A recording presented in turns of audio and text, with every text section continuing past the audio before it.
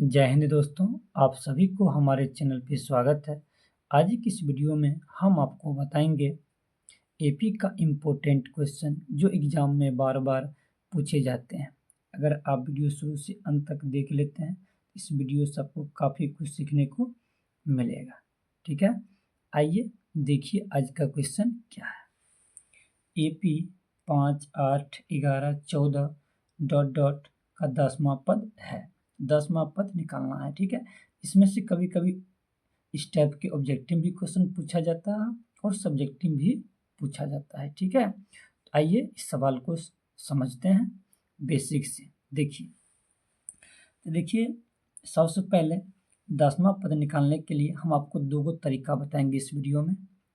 शुरू से अंत तक देख लेते हैं, तब दो तरीका सीख जाइएगा। सब्जेक्टिव भी कैसे बनाना है और ऑब्जेक्टिव भी इसे कैसे बनाना है। ठीक है, देखिए एपी, देखिए ए का मान क्या हो जाएगा 5 हो जाएगा, क्योंकि प्रथम पद स्टार्ट है 5 से, तो 5 हो जाएगा ए का मान।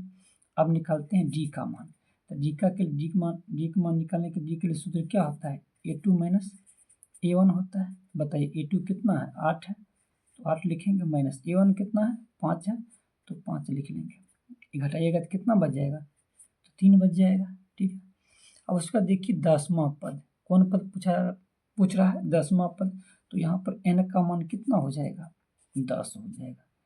क्या हो जाएगा, 10।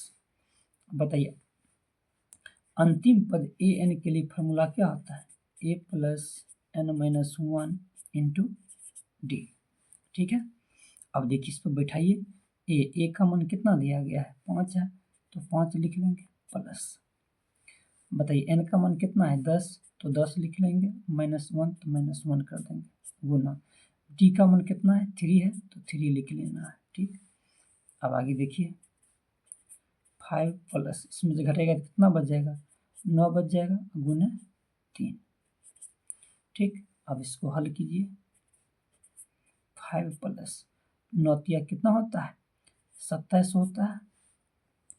बताइए 27, अब 5 क्या होता है, 32 होता है। 27 5 कितना होता है, 32, तो 32 से आपका क्या हो जाएगा, आंसर हो जाएगा। इस प्रकार से आप इस क्वेश्चन को हल आसान तरीका से कर सकते हैं।